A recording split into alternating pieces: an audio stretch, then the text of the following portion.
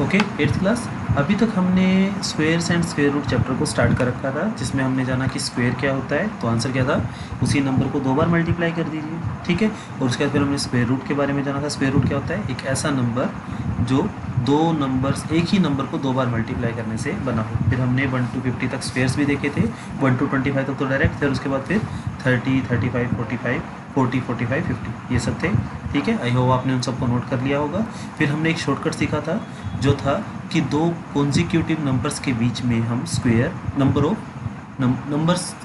Of non square number कैसे निकालते हैं, ठीक है। परफेक्ट स्क्वेयर नंबर जो नहीं होते कैसे निकालते हैं। तो तरीका क्या था उसका, छोटे वाले नंबर को 2 से मल्टीप्लाई कर दो, ठीक है। अगर आपसे चलो सिंपल सा क्वेश्चन पूछते हैं, मुझे बताओ कि 15 और 16 के बीच में कितने, 15 के स्क्वेयर दैट इज़ 225 और 16 का स्क्वेयर दैट इज़ 256, उन दोनों के बीच में कितने नंबर्स हैं। तो या तो आप 225 और 256 को कैलकुलेशन करके निकालो, या फिर सिंपल सा तरीका क्या है, 15 और 16 से छोटा कौन, 15, तो उसको 2 से मल्टीप्लाई कर दो, कितना आंसर आया 30। तो उन दोनों के बीच में कितने नंबर हुए, 30 उनके बीच में नंबर हो गए, ठीक है। तो ये चीज़ें हम सीख चुके हैं। आज हमारे पास है एक नया पैटर्न है, हमें देखना है कि क्या कोई और भी तरीका है स्क्वायर निकालने का।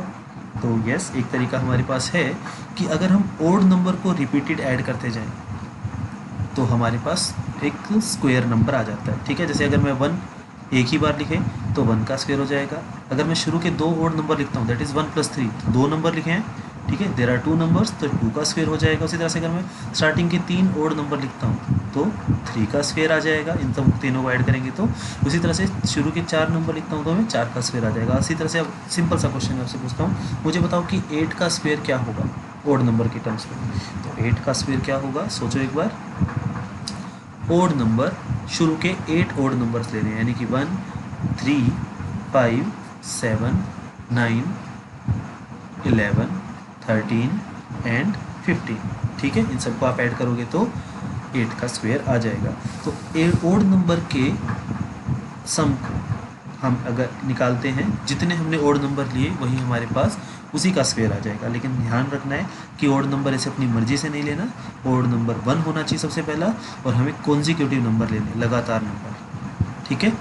इज दिस ओके, कोई डाउट, ठीक है। अगर आपसे पूछा जाए कि मुझे ये बताइए कि कोई नंबर है, जैसे मैं कहता हूँ कि 35, ठीक है, 35 एक नंबर है। वैसे हमें देखो सिंपल सा पता है कि 5 का स्क्वायर 25, 6 का स्क्वायर 36, लेकिन 35 तो नहीं आया 5 और 6 के बीच में, ठीक है। 35 तो 25 36 के बीच में आ गया ना, तो इसका मतलब वो किसी का भी स्क्वायर रूट नहीं है, ठीक है, किसी का भी स्क्वायर नहीं।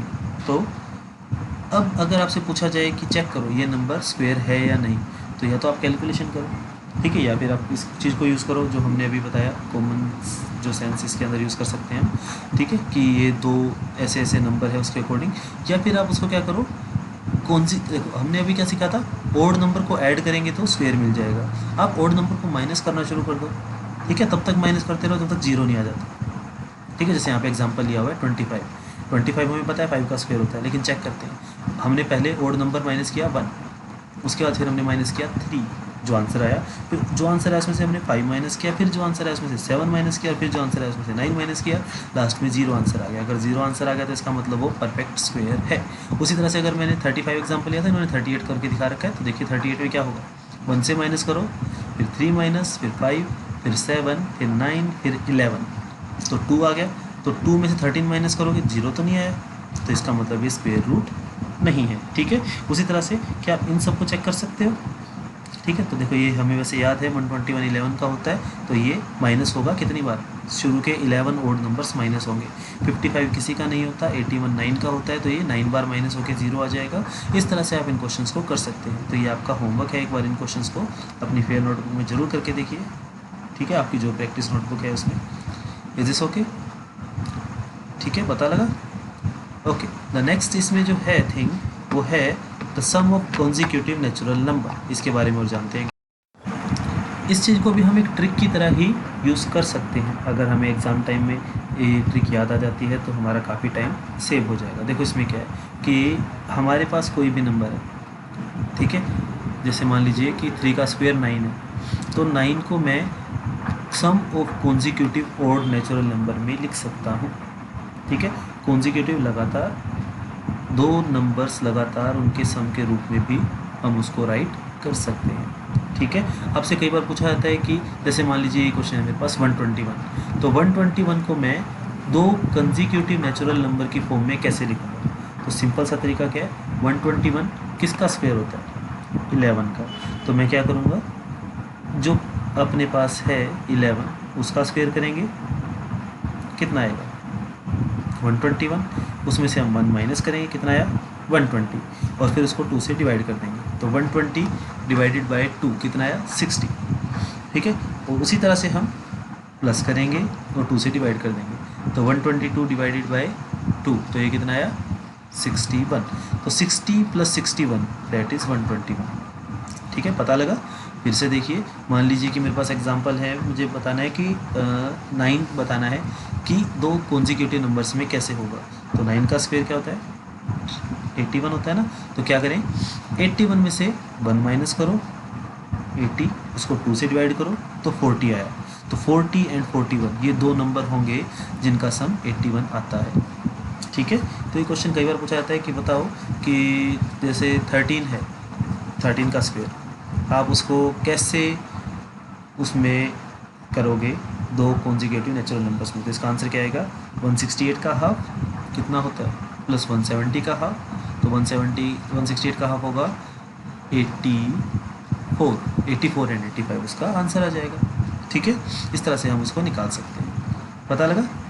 ठीक है, अब इसके अंदर एक छोटा सा क्वेश्चन है जो आपसे मुझे पूछना है कि क्या ये इवन नंबर के लिए भी लगेगा, जो मैंने आपको अभी तरीका बताया। तो आप ट्राई करो, इवन नंबर के लिए ट्राई करो, तो उसका आंसर आएगा नहीं, इवन नंबर में नहीं लगेगा। ठीक है ना, कोई डाउट? क्यों नहीं लगेगा? जैसे मान लो मुझे कहना है कि 8 का बताओ, तो 8 का क्या आता है 64 होता है, 64 माइनस 1 कितना होगा 63 को 2 से डिवाइड करोगे, ये तो पॉइंट्स में आएगा। लेकिन हमें तो कॉन्जिक्यूटिव नेचुरल नंबर पूछे हैं, तो नेचुरल नंबर पॉइंट्स में नहीं हो सकते, समझ रहे हो? और दूसरी बात, कोई भी दो कॉन्जिक्यूटिव नंबर हो उनका सम इवन आ ही नहीं सकता। ठीक है, आप ट्राई कर लो, अगर आपको ऐसे दो कॉन्जिक्यूटिव नंबर है जिनका सम आपको इवन मिलता है तो may be you will win Nobel prize in mathematics. हालांकि नोबेल प्राइज़ मैथ्स में नहीं मिलता है, तो जो भी मैथ्स का सबसे बड़ा प्राइज़ है वो आपको मिल सकता है। ठीक है, दो कॉन्जिक्यूटिव नंबर्स जिनका सम इवन आ जाए। ठीक है, आप ट्राई कीजिए कॉन्जिक्यूटिव नंबर्स। ठीक है, अपनी तरफ से मत करना कि देखो सर कॉन्जिक्यूटिव ओड नंबर निकाल लिए हमने, उनका आ रहा है। कॉन्जिक्यूटिव नंबर्स होने चाहिए, लगातार नंबर होने चाहिए, जैसे 3 के बाद 4, 7 के बाद 8, उन नंबर्स का। ठीक है ना, ओके आगे बढ़ते हैं। ओके जी, तो नेक्स्ट टॉपिक जो है हमारे पास, चलिए इनको ट्राई करना है आपको। इनको बताना है सम ऑफ टू कॉन्जिक्यूटिव इंटीजर्स का कितना आएगा। 21 का स्क्वायर कितना होता है 21 का स्क्वायर कितना होता है 441, तो इसका आएगा 220 प्लस 221। ठीक है, कैलकुलेशन आपको फास्ट करनी है। 441 माइनस 1 440, उसको 2 से डिवाइड करेंगे तो 220, और अगली बार 1 ऐड करके करेंगे तो 220 221। Is this okay? ठीक है, तो इस तरह से हम इन चीज़ों को निकालते हैं। कोई डाउट? ओके आगे बढ़ते हैं। चलिए, एक हमारे पास एक अच्छा सा पैटर्न आया है, उसको देखते हैं। इसको हम बोलते हैं पास्कल ट्रायंगल, जो आपके सामने है। ठीक है, ये एक मैथमेटिशियन थे पास्कल, उन्होंने इसके बारे में जानकारी दी थी। तो 1 1 11 1 1 1 2 1, 3 बार 1 है तो आपको 3 बार काउंटिंग लिखनी है इंक्रीजिंग ऑर्डर में, फिर वही डिक्रीजिंग ऑर्डर में। तो 1 2 3 3 2 1। 4 बार है तो 1 2 3 4 3 2 1 1 2 3 4 5 4 3 2 1 1 2 3 4 5 6 7 8, जितने भी हैं मतलब उसके अकॉर्डिंग, जितने है उसके अकॉर्डिंग आप इसको काउंटिंग को लिख सकते हैं। ठीक है ना, कोई डाउट? ओके, उसी तरह से हमारे पास एक और पैटर्न है, ये देखिए 7 के स्क्वायर वाला। चलिए, आप क्या इन दोनों का आंसर भी बता सकते हैं? ठीक है, तो देखिए इसका आंसर क्या है। 7 का स्क्वायर 49 है, 6 और 7, ठीक है, साथ में 6 आ गया, 4 4 8 9। 2 बार 6 है तो 3 बार 4, 2 बार 8, 1 बार 9। 3 बार 6 है तो 4 बार 4, 3 बार 8, फिर 9। 4 टाइम्स 6 है तो 5 टाइम्स 4, 4 टाइम्स 8, फिर 9। उसी तरह से इस क्वेश्चन में क्या होगा 1 2 3 4 5 6, 6 टाइम्स 6 है तो इसका मतलब 7 बार तो आएंगे 4, फिर 6 टाइम्स आएंगे 8, और लास्ट में आएगा 9। ठीक है, पता लगा? तो इस टाइप के बहुत सारे पैटर्न्स हैं, ये निकाले जा सकते हैं। आप अपनी तरफ से भी कुछ इंटरेस्टिंग पैटर्न ढूंढ सकते हैं। तो it can be use as activity, और ये शॉर्टकट्स जो हैं आगे काम आते हैं। ठीक है, तो आज हम 6.1 को करते हैं। देखिए 6.1 में सबसे पहला question, what will be the unit digit of square of the following number. तो आप क्या इनके यूनिट डिजिट बता सकते हैं, पूरा स्क्वायर नहीं बताना, सिर्फ यूनिट डिजिट बताना है। जैसे मैं इसका बता देता हूँ 26387, लास्ट में 7 है तो 7 का स्क्वायर 49, तो यूनिट डिजिट क्या है 9, बस इतना ही करना।